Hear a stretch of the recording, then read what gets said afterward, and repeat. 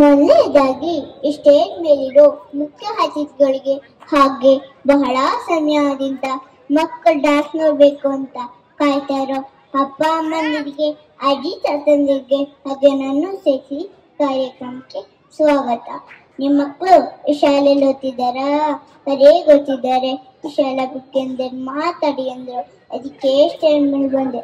ನನ್ನ ಮಗನ್ ಕರೆದ್ರೆ ನೀನೇ ಹೋಗಿ ಮಾತಾಡವ ಅಂದ್ರು. ನಾನು ಮಾತಾಡಿದ್ರೆ ನಿಮ್ಗೇನು ತೊಂದರೆ ಇಲ್ಲ ತಾನೆ? ನನ್ನ ಮೊಮ್ಮಗಳು 3 ವರ್ಷದಿಂದ ಓದ್ತಿದ್ದಾಳೆ. ಅವಳಿಗಿದು ಕೊನೆಯ ವರ್ಷ. ಬಹಳ ತುಟ್ಟಿ, ಮಾತು ಜಾಸ್ತಿ. ಅವಳನ್ನ ಸೈನ್ ಮಾಡಿದ್ದಾರೆ.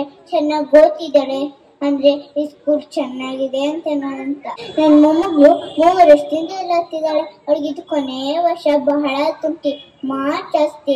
ಅವಳನ್ನ ಸರಿ ಮಾಡಿದ್ದಾರೆ. ದೊಡ್ಡ ಬಿಲ್ಡಿಂಗು ನಾವು ಲಕ್ಷ ದುಡ್ಡು ಕಟ್ಟಿದೀವಿ ಅನ್ನೋದು ಮುಖ್ಯ ಅಲ್ಲ, ಅಲ್ಲಿರೋ ಟೀಚರ್ಸು ಮಕ್ಕಳಿಗೆ ಯಾವ ರೀತಿ ವಿದ್ಯೆ ಕಲಿಸ್ತಿದ್ದಾರೆ ಅನ್ನೋದು ಮುಖ್ಯ ಆಗುತ್ತೆ.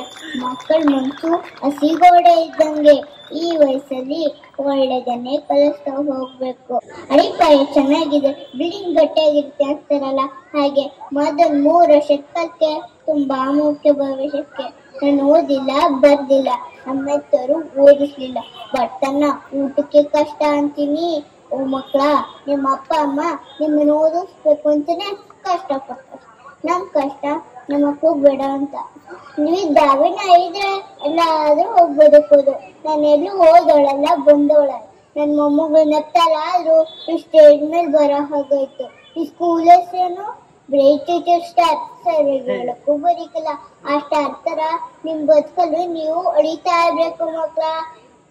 ನಿಮ್ಮ ಅಕ್ಕ ಪಕ್ಕದವ್ರಿಗೂ ಈ ಸ್ಕೂಲ್ಗೆ ಸೇರ್ಸಕ್ ಕೇಳಿ, ಮರಿಬೇಡಿ.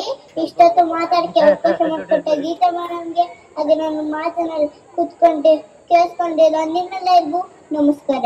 ಬರ್ತೀನಿ. ಹಂಗೇನ ಫೋಟೋ ತೆಗೀರಿ. ಬೇಗ ಹೋಗಿ ಕೂತ್ಕೋತೀನಿ, ಇಲ್ಲ ಅಂದ್ರೆ ಚೇರ್ ಇಟ್ಕೊತಾರೆ.